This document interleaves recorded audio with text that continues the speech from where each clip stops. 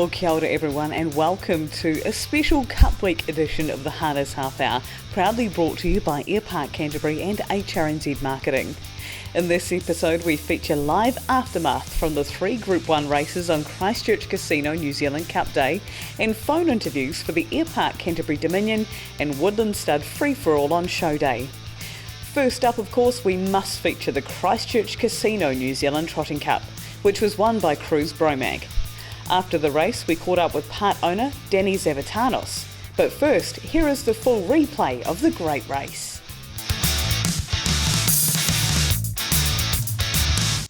Here we go, ladies and gentlemen. The cup field is set. 3,200 metres the trip at Group 1. $750,000 on offer. Takes it back.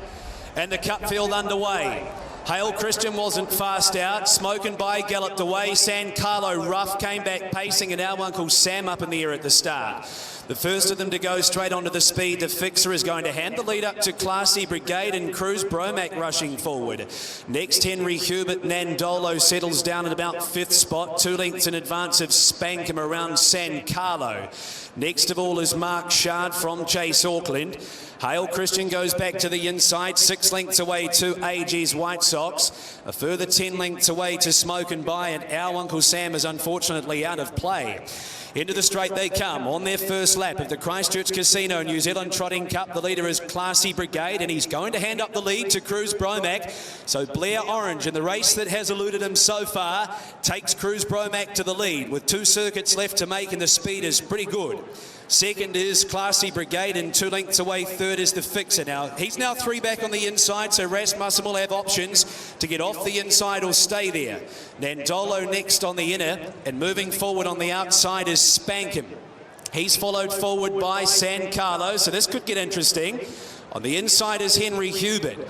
Then came Mark Shard, Hale Christian, 2 lengths away to Chase Auckland. 3 lengths away to AG's White Sox, then Smokin' By, and this is the last call for our Uncle Sam. They're a circuit in the Christchurch Casino New Zealand Cup, and the leader is Cruise Bromac, and he looks as though he's going to relent the lead up to the fixer, who worked off the inside and is now pressing forward on the outer, and the fixer ambles his way to the lead over Cruise Bromac. Spankham followed the fixer forward, and San Carlo, the Australian, stalks them just off the speed as Spankham goes on to take over. So Spankham now leads the fixer, and San Carlo is in the open. What will Rebecca Bartley do from here? Fourth on the inside is Cruise Bromac, and Mark Shard in a gorgeous spot, 1-1 the North Islander. Next on the inside after a smart beginning is Classy Brigade. Chase Auckland for the Alabar Syndicate, 3 back in the running line around the outside of Nandolo. Then AG's White Sox, Hale Christian. Henry Hubert back to the inside, and Smokin' By last. They have run the first half of the New Zealand Cup in 1:57. And the leader is Spankham, by a neck on San Carlo, who just goes up to put a little bit more pressure on now with the circuit to make. Third on the inside then is the fixer. Mark Shard is 1-1 fourth, and Cruise Bromac, the inside of Chase Auckland. Then Classy Brigade, AG's White Sox, Nandolo, Hale Christian, Henry Hubert, and Smokin' By. 31 seconds the first quarter as they wheel their way up into the back of the track. The 3/4 of a lap out from home, and the leader is Spankham. By a half a length on San Carlo. Third on the inside is the fixer, and he travels well. 1-1 fourth for Zachary Butcher is Mark Shard from Cruise Bromac 5th, and they're not going overly fast down the back. Next, about 6 off the speed is Chase Auckland from Classy Brigade. Worse than midfield, 1 off is AG's White Sox from Nandolo, then Hale Christian, Henry Hubert, and Smokin' By. 30.1, 61.1, so moderate through the next part of the cup. It's Spankham off the back, a length and a half on the fixer. San Carlo put to pressure. Cruise Bromac gets through on the inside. Mark Shard peels, but Spankham gets to the 375. A length and a half on the fixer. Cruise Bromac ran through to third from Classy Brigade. Third quarter, 29.5. The cup field turns for home. It's Spankham in front of the fixer, who will go back to the inside. Cruise Bromac and Chase Auckland. Spankham leads the cup field. The fixer can't get him. Cruise Bromac, Chase Auckland late. 100 to go. Spankham, Cruise Bromac the outside. Spankham, Cruise Bromac, and Blair Orange win the New Zealand Cup. It's Cruise Bromac, and he loved it. Second in, Spankham took my eyes off third. They were coming from everywhere. Classy Brigade, Henry Hubert, Chase Auckland all there with the fixer. Then came Nandolo, AG's White Sox, Hale Christian, San Carlo, Smokin' By, Mark Shard, Blair Nathan Orange has won the New Zealand Cup aboard Cruise Promax. Danny, quickly, Jess from Harness Racing New Zealand. We interviewed you after your very first Group 1 win, and that was in New Zealand at the Gills. Can you describe, it's a silly question, but how are you feeling? Oh, mate, my heart's just going 100 miles an hour here. I'm just really excited. Like I said, you know, there was a dream. Golden Rain actually won the New Zealand Cup all those years ago. I was hoping to have a horse that a race in the New Zealand Cup, not a let win it, and now we're here today, and the dream's come true, and I'm just wrapped in my beautiful wife here. She wasn't too keen to chat. Yeah, no, she's all right. No, she's the best, mate. She's a rock. But really excited, honestly. You know. That's Thanks an very much. understatement, and of course, in the running, there were a few hairy moments. Yeah. Yes. No, it was, but look, he was unlucky last year, and I just thought Blair, you know, cool, calm, and collected, and we got the cup. The New Zealand trotting free-for-all saw the Quinella go to the Australian duo of Tough Monarch and McLovin. Straight after the race, we joined a jubilant trainer in Ricky Alchin. But first, here's how it panned out. Trotters to the back. Winterfell just a little bit out of spot here. He's being chased up. He's out of spot by a length and a half, and the gate goes. And there is a stack of gate speed. Galloping out Sartorius. Early pace from Monkey's Way. Winterfell got going out wide, and Tough Monarch looking to get across in front of Bordeaux. Destiny Jones and Amaretto's Son next. From deep on the track coming across is McLovin. He's in the first half of the field. Next to the inside of him is Destiny Jones. Then Majestic Man, the Lever's Gift, one off. 2 lengths away to Sunday's Sun underneath of Woodstone, 3 wide. Paramount King, Winterfell galloped. So one of the well-supported runners is off stride, and Sartorius is out of play. 25 won the lead time, and Tough Monarch with Anthony Butt, the New South Wales visitor, leads by 2 on Monkey's Way. 3 lengths away third, Destiny Jones and Amaretto's Son fourth, and Destiny on the outside. Then Did You Bring the Beers? McLovin 3 wide, soon to be in the chair. Majestic Man has his back. From Amaretto's Son the inside. The last of the 4 with chances. Wide Woodstone, Sunday's Sun the pylons, Lever's Gift the middle, then Paramount King, 10 lengths Bordeaux, and Winterfell's out of play, and so is Sartorius. 30.2 the first quarter, and Sunday's Sun off stride up the side. He came back trotting fairly quickly, but he cost himself about 5 lengths. Tough Monarch, full of running into the back, leads by 2 on Monkey's Way. 3 wide is Woodstone, and in the chair is Majestic Man. They've run this at really good pace. McLovin the middle, wide out is Paramount King with a nice drag up, Destiny Jones.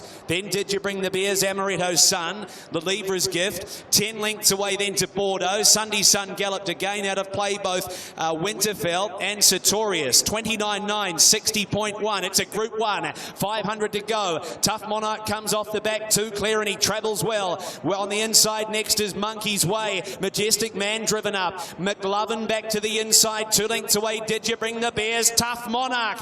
Anthony Butt sits as quiet as a church mouse. 29.6 the third quarter. Tough Monarch in by 3 lengths on Monkey's Way. Majestic Man, McLovin's out now and just back to the inside. Did You Bring the Beers? 200 to go. Tough Monarch for Australia. McLovin's after him. Did You Bring the Beers? Back to the inside. It's Tough Monarch. McLovin's coming very quickly. It's the Aussies. Tough Monarch, McLovin, Tough Monarch, McLovin, Tough Monarch. Tough Monarch won the free-for-all. Beat home McLovin. Third in Did You Bring the Beers? Then came Majestic Man. Monkey's Way, Amaretto's Son. Next in Paramount King. Then came Destiny Jones, Bordeaux. The Lever's Gift, Sunday's Sun did it all wrong. Then came Woodstone. Sartorius galloped at the start.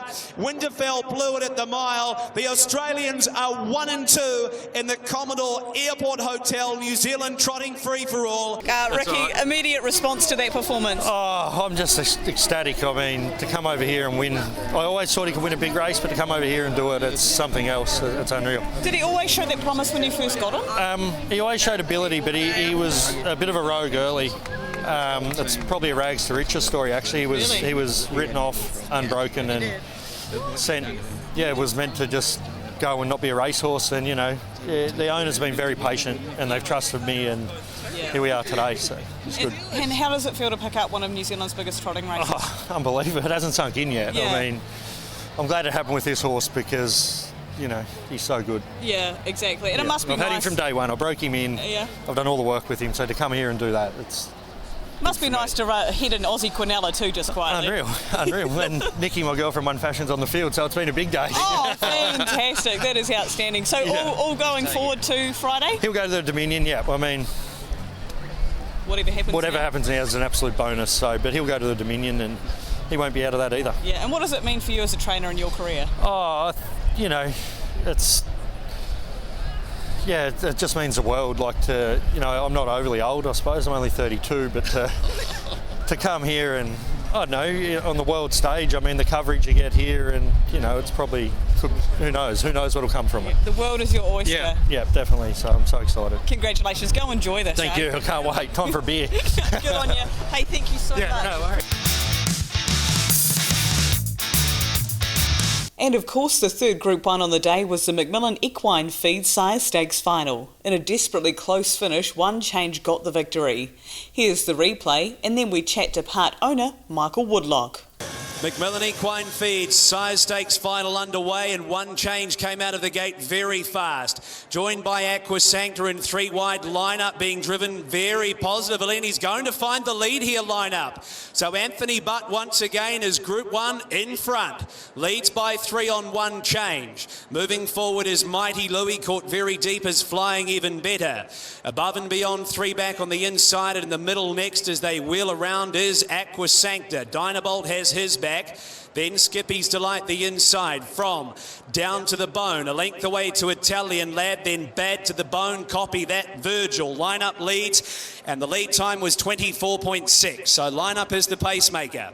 Moving forward on the outside is Aqua Sancta to race second around One Change, and working hard 3 wide is Flying Even Better. Above and beyond 3 back on the inside of Mighty Louis, then Skippy's Delight.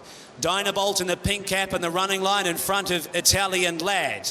On the inside is Down to the Bone, then Bad to the Bone, copy that. And last of all in the red cap is Virgil, out to the 1,000, 30.7 the first quarter.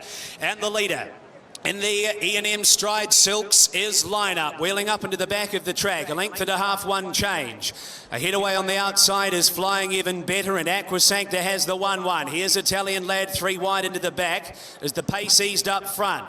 Going 3 wide as well as Bad to the Bone. From above and beyond Mighty Louis. 3 wide on the train, copy that. Virgil tacks on from Skippy's Delight. Dynabolt's had the shuffle up second last, and Down to the Bone last. 30.6 off the back, 61.3. And the leader is Lineup, held together by a neck on Italian Lad. Awaiting on the sweet loop, passing lane One Change, then Flying Even Better. Bad to the Bone, copy that with a nice drag up. Gone both Dynabolt and Aqua Sancta. Starting to work into the race then Virgil. Lineup turns for home, 27.6. He's shaken up. Inside run up coming for One Change. Italian Lad, wide out then is Bad to the Bone. It's Lineup, 200 to go. One Change back to the inside from Italian Lad. Copy that and Bad to the Bone. One Change burst up the lane. Took Lineup, wide out, copy that. It's One Change over copy that and Lineup. It's One Change just. I think One Change won it over copy that. 30 the Lineup or Bad to the Bone. Then Italian Lad, Virgil. Flying Even Better, Skippy's Delight. Next to go by was Dynabolt. Then came Mighty Louis, above and beyond Aqua Sancta, and Down to the Bone. I think he's just held on. Hello. Michael, Jess from HRNZ. Can I get a quick reaction? This horse. Another nose. Well, he got a good draw, he got a good run, and he had to be good to win. But the others were coming at him. Yeah. What did you think before that photo finish went up? I thought we had won it, actually, because I was sitting a wee bit further down that way. But I've learned that you come over further, you get a better idea. But, real happy. Are you getting used to winning these big races yet? Yes. No, they can keep coming. Yeah. They'll keep coming. And for anyone that's interested in ownership, what kind of feelings going through you right now? Oh, yeah. Money can't buy the sort of excitement you get with a horse like this. Yeah. Natalie said that to me once. She said, money will never buy the excitement a good horse will give you. So she said, we're very happy. Go enjoy this moment. Thank you. Airpark Canterbury is Christchurch's only 24/7 privately owned off-site airport car parking. If you feel strongly about supporting privately owned business, support Airpark Canterbury. It's only a short drive to the airport in the Airpark Canterbury free shuttle. So if you want the cheapest parking option around, try Airpark Canterbury. Call 0800 Airpark or online at airparkcanterbury.co.nz. There's always a park for me at Airpark Canterbury.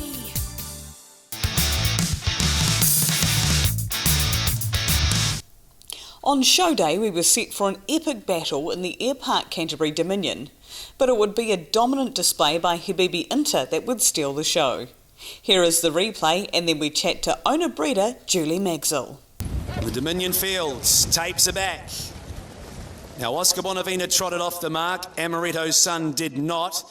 They're all on the journey safely other than Amaretto's son. Mark Calder is about 5th early.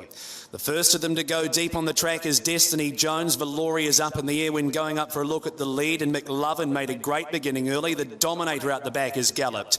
So Destiny Jones leads McLovin. The first of the Australians is up in the early rush, and Kate Gath is going up for a look at the lead in the great race. In third early is Monty Python. 2 lengths away Mark Calder. He's not far off the speed here, and there's 8 lengths away to Did You Bring the Beers. Then came Habibi into Oscar Bonavina's off stride. The favourite's in the air. He got tangled up with Bordeaux. Mark Purdon's taken him back through the field. He's had to almost pull him up to a standstill, and he's made it very, very hard. Okay, that gets interesting. Up front, McLovin leads Destiny Jones, and third is Monty Python. Mark Calder, there's absolutely no speed, and he's fourth, and Tomlinson gets off the inside in front of Did You Bring the Beers? Then Habibi Inter. Tough Monarch is next. There's 5 lengths away to Majestic Man, then Valoria. Monkey's Way Woodstone, 2 lengths away to the Dominator. 1.5 lengths Bordeaux. Oscar Bonavina's 15 lengths away, and he's 40 lengths off the leader. And Amaretto's son is on his back, trotting to the back, last year's winner. Mark Calder works around to take over, and they've completed their first circuit in the great race. McLovin is second. 3 lengths away third is Destiny Jones. Left in the open on the outside as they work their way down the back of the track is Did You Bring the Beers around the outside of Monty Python. 2 lengths away to Habibi Inter in front of Tough Monarch. 4 lengths then to Woodstone. Racing underneath, in fact that's Valoria, racing underneath of Majestic Man. 2 lengths away to Monkey's Way, 2 lengths off to the Dominator, and the rest of them, ladies and gentlemen, are out of play. Woodstone, Bordeaux, Oscar Bonavina can't win, and Amaretto's son is right out the back door as well. Around the turn they come. There's about 10 or 12 top to bottom on the main body of the field, and it is Mark Calder, and he's full of running. They trotted the first half of the race in 2:01.5. McLovin trails second, and Destiny Jones third. Did You Bring the Beers parked. The inside Monty Python. Then came Habibi Inter. He's in the 1-1 in front of Tough Monarch. Valoria the inside. Then Majestic Man. Monkey's Way the Dominator. And that is your race. He is charging on the top end here, Mark Calder, as he works on to the stables turn. 2 lengths in front of McLovin. And they trotted the first quarter in 30.3. Did You Bring the Beers to the outside of Destiny Jones. Then came Habibi Inter.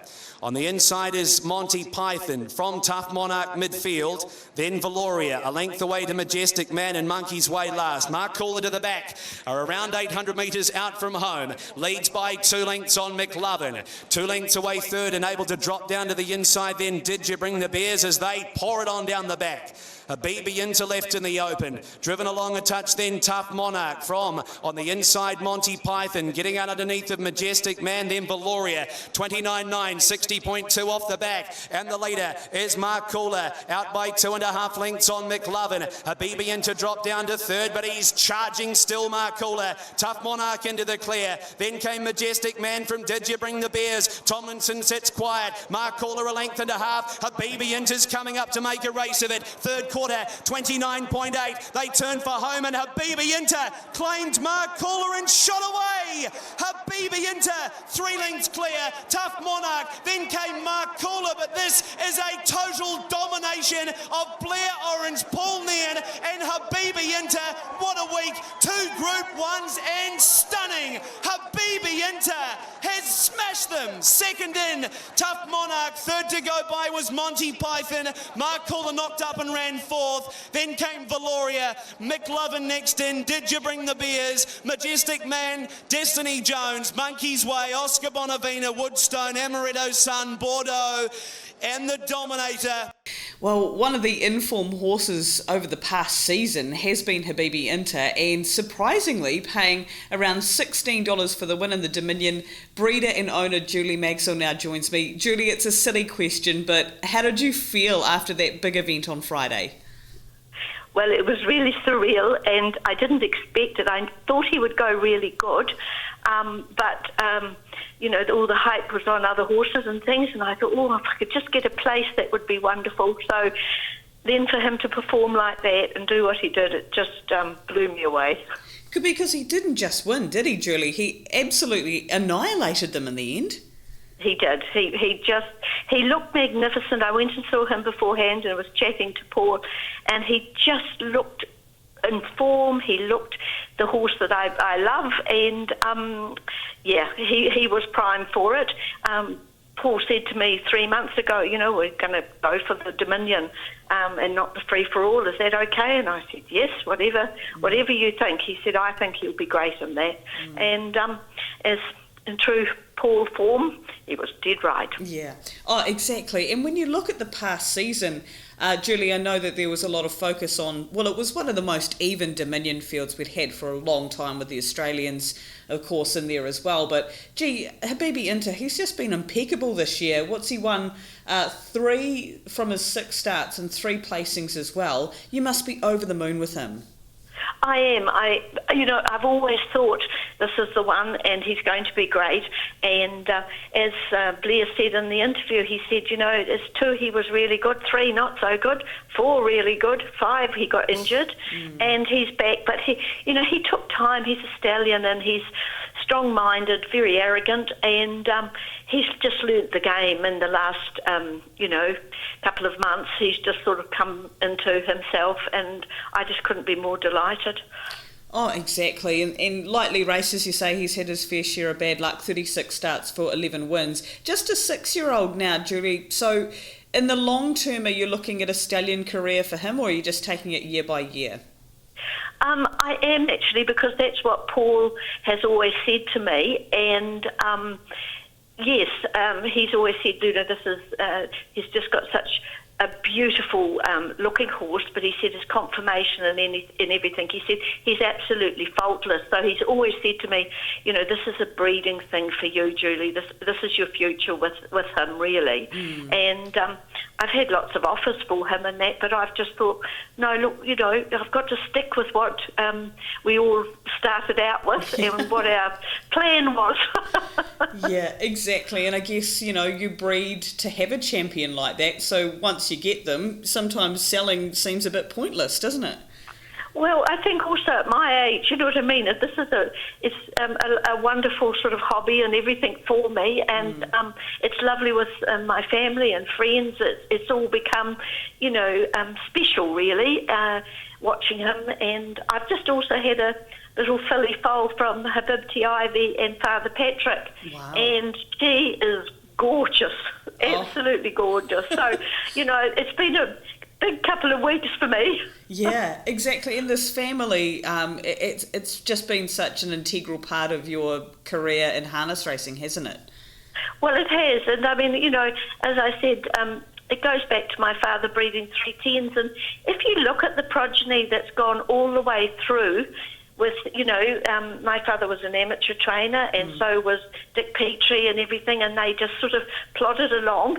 But that, every breed and everything has done so exceptionally well. It's been, it's amazing to look to, study it through. Yeah, exactly. And with 10-1, I noticed she's had a bit of trouble having foals lately. Is she all done breeding? Oh, she died. Oh, sorry to hear that. Okay. No, she died, and unfortunately, I had an embryo transfer for her, and unfortunately, the foal just wasn't strong enough, and that broke my heart. It broke my heart. But anyway, things go on. He's doing a great job being, the last foal. It's a real tribute to the mare, isn't it? Yes, indeed. Yes, it's just incredible. Yeah. And so you mentioned to me off air, Julie, that you had a lot of friends and family around you over the weekend following the win. Was it taking a while for that to sink in for you? To be honest, I woke up Sunday morning and I thought, this is real. This is real. And then I woke up this morning and thought, I think you better get your normal life back to gear and start cleaning up. Well, I guess, you can't get back into normal life too long because you've still got some big racing ahead of you. Yes. Now we're sort of all planning for the Inter-Dominions, and I'm going to go up for the week and then come back for the final, hopefully. And yes, it's fun and it's exciting. Yeah. Oh well, Julie, the industry's absolutely thrilled for you. As we say, he's Mr. Consistent. Congratulations to you and the team for a fabulous win in the Dominion, and good luck for the Inter-Dominions up next. Thank you very much. Lovely to talk to you, Jess.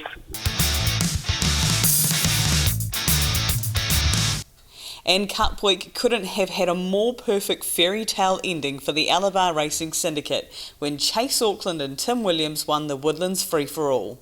You'll hear them cheering home their champ in this replay, and then we catch up with Syndicate manager Ivan Barnes. This with Woodland Studs, the New Zealand Free-for-All at Group 1. And the gate rolls to the back, the IRT mobile. And we're ready. Group 1 action at the Addington Raceway. Show day, set, racing. And the trio from out wide, Burn early, Spankham and Cruz Bromack coming out fast. The fixer came out with him, Cruz Bromack galloped. He's up in the air. He hasn't yet settled the New Zealand Cup winner. He's been taken back to second last before he paced. That changes things. On the inside, Classy Brigade joined by Spankham, and they match stride through the through the lead time. Chase Auckland was able to drop onto the back of Classy Brigade, and they drop anchor up front. The fixer settles down 1-1, 2.5 away to Our Uncle Sam. Cruz Bromack back to the inner from Henry Hubert. AG's White Sox 24 the lead time. In front is Classy Brigade.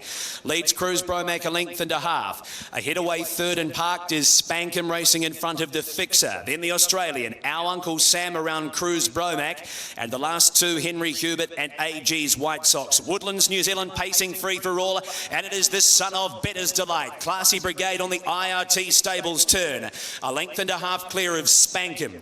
Chase Auckland third in the trail, and Our Uncle Sam 1-1 fourth from Cruz Bromack. Ahead of those on the outside, the fixer. Then AG's White Sox and Henry Hubert, 30.3, pacing up to the 950. The leader is Classy Brigade, with John Dunn a length clear of Spankham.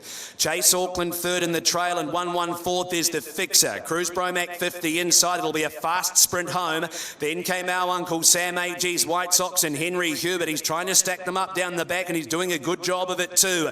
It's Classy Brigade, second quarter, 30.6, 60.9 for the half. Leads it by 3/4 Spankham. Chase Auckland awaits on the Always Be Mickey passing lane from the fixer. Cruz Bromack, Our Uncle Sam, well back in second last is AG's White Sox with Henry Hubert. 4:50 to go in the free-for-all. And the leader is Classy Brigade. Leads by a head on Spankham. Awaiting on the lane is Chase Auckland. Then the fixer. Three wide comes Our Uncle Sam from Cruz Bromack. AG's White Sox, Henry Hubert, 28.4. Shaken up, Classy Brigade leads Spankham a neck. Chase Auckland with the inside run, and the Alabar Syndicate roars as he takes it now. It's Classy Brigade leading Spankham. Chase Auckland up the lane. Then came the fixer. Classy Brigade. He's coming now. Chase Auckland. Addington erupts. Chase Auckland wins. Beats Classy Brigade. 30 the Cruz Bromack horse Spankham. Then came the fixer.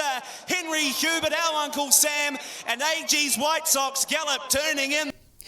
Well, I don't think that there was any doubt as to how many syndicate members were at Addington Raceway on Friday afternoon when the Woodlands free-for-all turned for home. But joining me from the Alabar Syndicate is manager Ivan Barnes.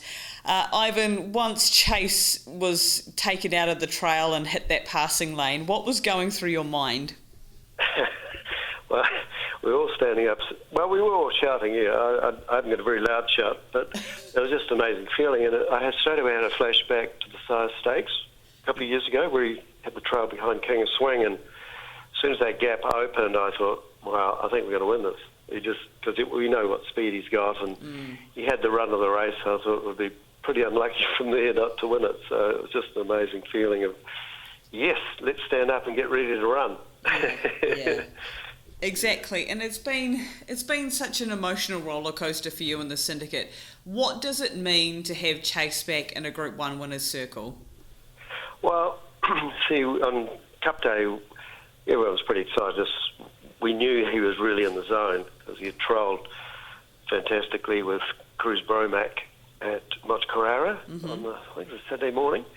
So we knew he was ready to go, and the best one was a good run, and we were having such a great run, leading towards the straight, and believe it or not, the horse in front didn't carry on, and that was, we're heartbroken. I wouldn't say we would have won, but we certainly would have been in the finish because he did the fastest sectionals of any horse in the race, and so, yeah, but it was a really nice reaction from everyone. No one got down the dumps. They all had nice smiles. Wow, it just proves he's good enough to win a big race, and we all said, let's have luck for Friday. Well, when the draw came out, well, we couldn't wish for any more. So then we thought, well, please, just things go away, and it did. So that's the way it is in this top class, isn't it? If you do get the run, it's very hard to run another horse down. So yeah. Oh, exactly. And when you look at his record, Ivan, he's just had the 25 starts, 13 wins, 3 placings, an impeccable record. And you know, he's obviously had his injury issues, but you know, touch wood now. You know, going into next year's New Zealand Cup, there's going to be absolutely no doubt about that 2 mile. But there was no doubt anyway before the race, was there? No. Well, we saw it last year in the Great Northern Derby. We sat second last, 3 wide round the field, got into the lead and just carried on. I mean, we knew he would stay, but just the condition, and as Tim and Natalie and Mark keep saying, when he's in the zone, and he's been in the zone for about 2 or 3 weeks now, where he's mentally concentrating, and Tim's been noticeable when he gets out on the track, he just takes him quietly away by himself and just keeps him hushed up. Although, by the look of it, he was a wee bit surprised he didn't ping out of the gate quite as much as he expected, so he's obviously had him really relaxed. And going to Auckland, he'd probably have to go out a bit faster than that. But anyway, he's in that, as I say, he's in that zone right now where hopefully he can just keep it going through the Dominion Series. Yeah. And what was it like for you and the syndicate? What was the atmosphere like straight after the race as everyone headed down to that winner's circle? Wow, even before, I mean, we've got some members there, one or two of us famous with their calling, and we had the go Chase shout out just in the prelim. And there with a lap to go, 2 of them stood up and let go with another go Chase.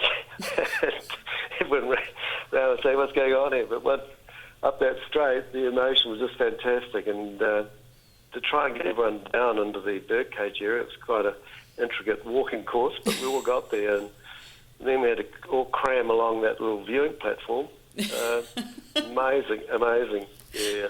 And no, just a feeling that you can't describe. And afterwards, with the prizes you get, everyone shares them, usually in groups of 3 or 4, sort of the flowers around the neck or the rug or something else, and all have little individual photographs. Oh, great. It's really special, special, yeah.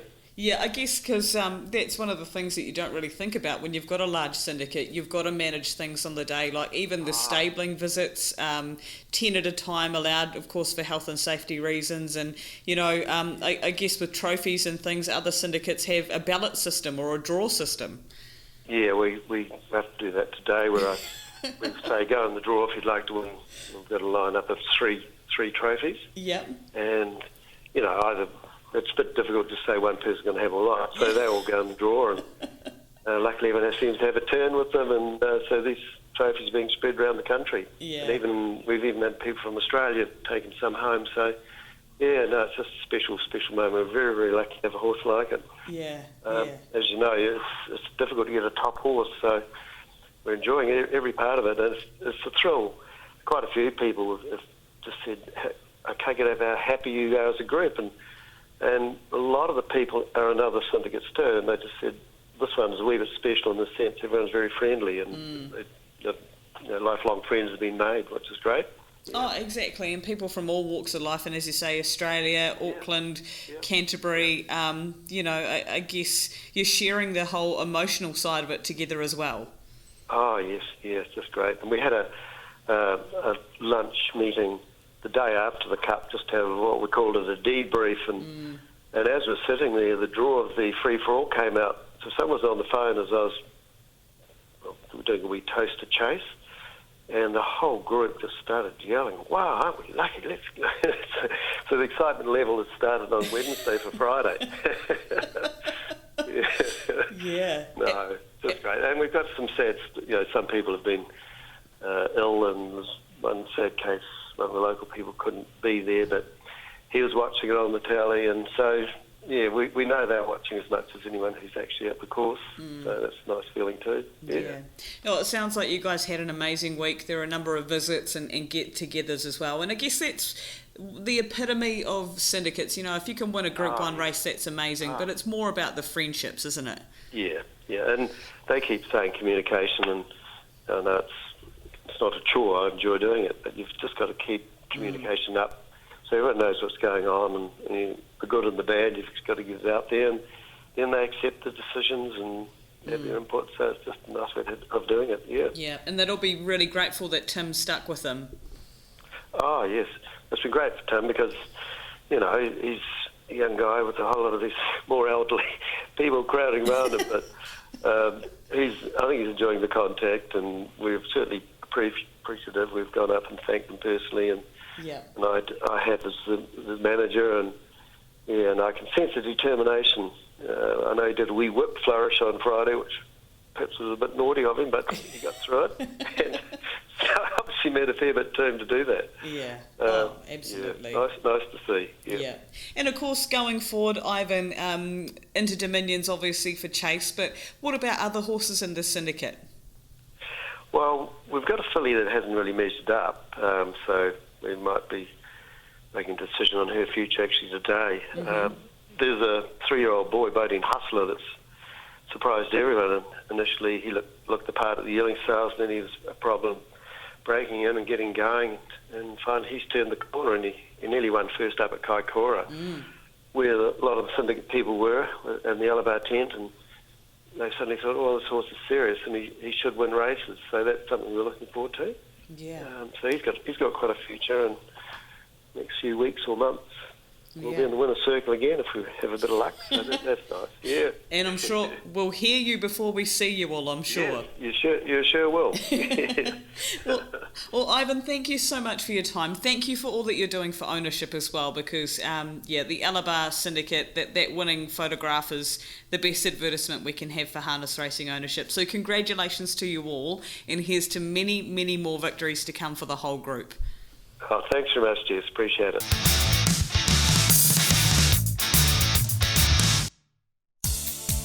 Hi, Razor here from Canterbury Rugby. When you need airport parking, choose a team that's on the ball.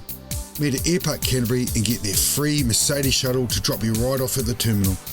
Airpark Canterbury have the cheapest 24/7 airport parking, and you'll never get left on the sidelines. Give Airpark Canterbury a try. airparkcanterbury.co.nz. There's always a park for me at Airpark Canterbury.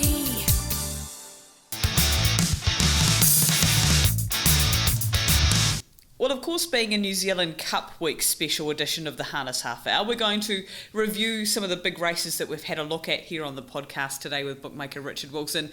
Richard, thank you so much for your time. And overall, how were you and your team feeling after Cup Week? Were you up or down?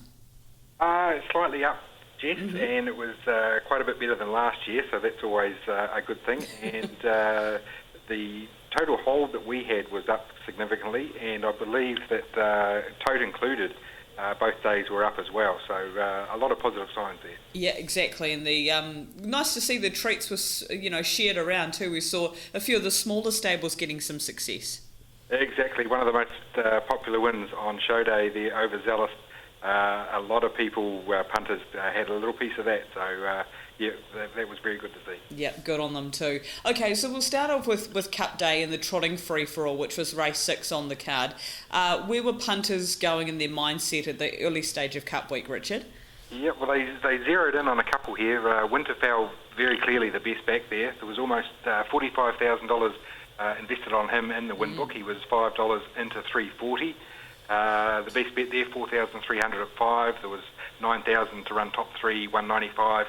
2,000 at 440 and 390, 1,500 at 370, another 2,000 and a 1,500 at 340, so very well back there. And the other one that eventually got some support was Tough Monarch. He was 240 out to 3 with all that money coming on Winterfell. But as I say, a couple of three actually $1,000 bets late in the piece, a $1,400 bet and a $2,000 bet, all at the $3. And somewhat amazingly, I had to keep on scrolling down to find a bet on something else. The largest bet on anything else was $250 on Destiny Jones at 21. Okay, and of course focusing on Cup Day itself still, Sire Stakes final, and it was only the barest of margins that saw one change get home, but where did the book go? Yeah, it was a very exciting race there, Jess, and the punters had it all over us here, really. We didn't have a leg to stand on in the end. Just over half the win book was on one change, 210 into 195, and he got home just a very near miss there. $1,000 each way bet on Copy That at 31 and 5. That's about as close as you can get without getting the chocolates there. Some other big bets, $2,000, $3,500 and $1,000 bets all on one change at 210. There was 2,000 on Flying Even Better to run top 3 at 290 and 900 on Above and Beyond at 8. Okay, and of course the big one, the Christchurch Casino New Zealand Cup. There were stories all over the show there, but the Australians taking the prize. Did they take the money too? Kind of, Jess, but not really. Very spirited betting in the Cup. Last year there was at least $1,000 on every runner, and this year the worst backed horse was Hail Christian, but there was $1,793 on him, more than 500 bets. So everything had its supporters. The stablemate Spankham, 220 out to 240, and the fixer was 320 into 280. They held 61% of the win book between them, and Spankham ended up being the best backed. The biggest bets there, $4,000, $3,250, $2,000, all on Spankham at 240. There was $3,300 at 290, $2,500, $2,300 and $2,200, all on the fixer at 280. And there was a $1,000 bet on San Carlo at 11. And Cruise Rain was pretty good for us in the futures book. He opened at $12 on March the 7th in the pre-nom book. Hit a high of about 16 on, I think it was on June the 10th. And then after nominations, he opened at 11 and hit a peak of 21 a few days around October 10 when there was some confused sort of thought that he might not come. And this week in the final field book, he was $9 out to 13. Only the sixth best back runner in the Cup. A smidge over $11,000 on him though, so there was still quite a bit of support. A couple of $200 bets at 12, the best. Okay, and of course, congratulations again to the team there with the Australians taking home some Kiwi dollars. Of course, they've got some big targets ahead of them. And to show day, Richard, and the Dominion, which of course is fondly known as the Trotters equivalent of the New Zealand Cup. What were the books looking like at that stage? Because I know there were horses with support all over the show. Well, there were, but there was only really one that was in the red, and that was Oscar Bonavina. $1.95 came into $1.80. It was $5,600, $2,000, $5,000, all at $1.90. Three $2,000 bets at the $1.80. They were the largest bets, and the total of the bets on him came to over $75,000. So very well back there, Oscar. $1,000 bet and $1,500 bets on Mark Calder at $3.20, and there was $1,000 on McLovin at $9. They were the only bets over $1,000 on anything else, so you can see that it was all one-way traffic. The runaway winner there, Habibi Inter, He also had friends. When I say that they were the only $1,000 bets, there's a good one coming up.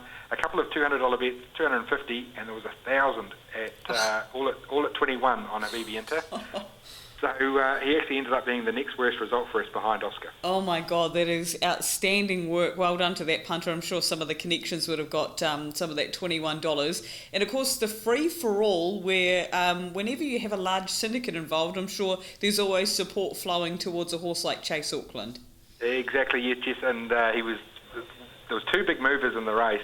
They had the good draws, 1 and 2, and punters really latched onto those two. There was 500 on Chase Auckland at 5, 2,000 at 460, 4,000 at 420, 2,200 at 390, 2,000 at 380, and 370. So you can see that they chased Chase Auckland all the way in. There's a couple of $500 bets on Classy Brigade at 12, 1,000 at 12, and another 1,000 at 950, all getting close. He got second. So punters all over us again there. Other big bets in the race, $2,000 and two $3,000 bets on Cruise Bromac at 280, and there was 1,000 on the Fixer at 950, and there were $4,000 bets on Spankum at 290. Yeah, of course, the Alabar Racing Syndicate elated with that performance by Chase Auckland. Now, you found some multis and cash-out options for us from the week that was, Richard. Yeah, a couple of good ones from Show Day. A $60 three-leg multi. Wild Excuse at 650, onto Enchante at 380 to run top 3. Chase Auckland to win the free-for-all at 460. So that returned $6,067.30. Nice. And what about our cash-out option for this week? Yeah, there's a bad cash-out here. There was a 6-leg multi kicked off on Show Day. They had Matt Damon to run top 3, 140. Letterkenny Boy top 3, 180. And Chase Auckland to run top 3, 132. So they got those three in. They're looking good. They got 3 gallopers at Riccarton the next day, but in close to midnight, and the night before they got nervous, cashed out for $104. And had they stuck with the ship, the 3 gallopers all came in, including D&G winning the cup, and that would have returned $2,103. So a $2,000 dodge there for us. Yeah, exactly. And I guess when it's panning over 2 days, sometimes you can probably overthink things a little bit, I'd imagine. I think, yeah, the weather may have come into calculations or something. I'm not sure what happened, but yeah. You're happy anyway. Of course, Cup and Show Week all over Rover, and bit quieter now ahead of us. You've got busy enough week, though, of course, starting off with Manawatu on Tuesday. Yep, Manawatu today and Thursday, and then a good day on Friday, Invercargill and Auckland, Geraldine on Saturday, and Timaru Sunday. So busy time there down south, and it's not too long to go till the Inter-Dominions kick off. So a little bit of a freshen up, and then we're back into another carnival. Yeah, and of course all those futures options, including the features for the rest of 2019, still on the TAB site? Yes, we had them. There's been a lot of head scratching and thinking about things going on here. We've got some odds out there, whether they're the right ones or not. The punters will be the judge. Well, make sure you check out tab.co.nz. Richard, great work as always over Cup Week. Thanks so much for your time again. Yep, very good. Not a problem, Jess.